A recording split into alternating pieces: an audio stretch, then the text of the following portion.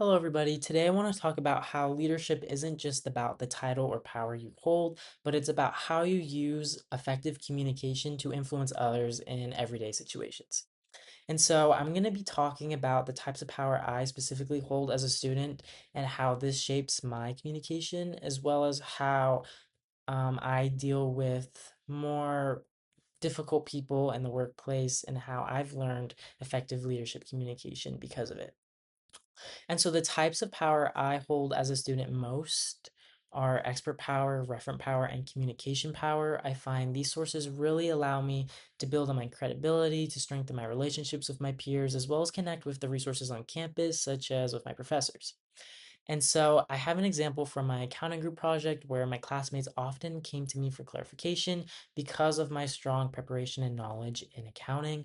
I used to work in an accounting firm for an internship, so I do have some more in-depth knowledge, which gave me some expert power by Miller and Wall, 2023 on page 249. And so at the same time, I was able to maintain trust and likability with referent power, and I could rely on my relationships with my professors and bosses as connection power to help solve problems more efficiently. And so these forms of power kind of shaped how I communicated respectfully and collaboratively with my teammates, and it shows how leadership can come from influence and not just authority because I was a student. And so, how have I worked with a difficult person? I found that leadership often means that you have to adapt your communication when working with difficult people. I had to use strategies from the situational leadership theory by Hersey and Blanchard, Miller and Wall, 2023, on page 254. And so I learned that communication kind of has to shift depending on relationship dynamics.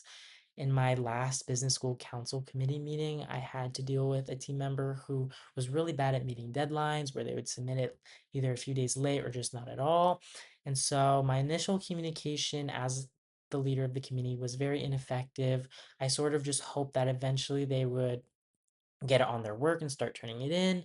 But I found that I had to start setting more boundaries. I had to have a respectful conversation with them, which kind of links to boundary negotiation by Valenti and Kelly 2022 on page 2009.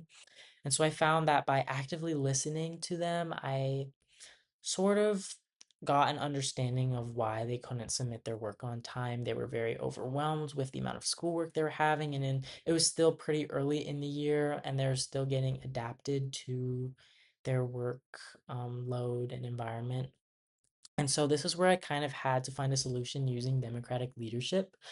I had to really take information from all my other coworkers and find what works best for everyone, how much work would be too much work for someone, and what sort of timeline they needed in order to get their work done on the deadline. And so by adjusting my communication, I turned this conflict and negative situation into a way we could collaborate, cooperate, and bond together. And so I demonstrated how leadership requires both adaptability as well as empathy. And so, leadership communication, in my experience, really relies on being able to foster credibility and trust between the people around you. And this creates a more strategic connection with others.